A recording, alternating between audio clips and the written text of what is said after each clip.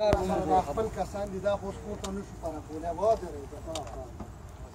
مونږ وایي بره دپاره دوه کسه صرف دوه کسه چې مال اچي شاته د هغې پسې که نه او یو کس یې مټ درې لیبر ته خپل راغلی ودرېږه درې لیبره او بس لاندې لیبر او د راچولو دا به زموږ خپل کار دی بس ما لیکچارر دی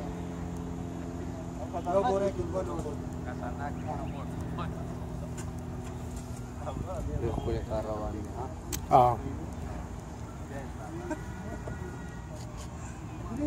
ما پکې راولم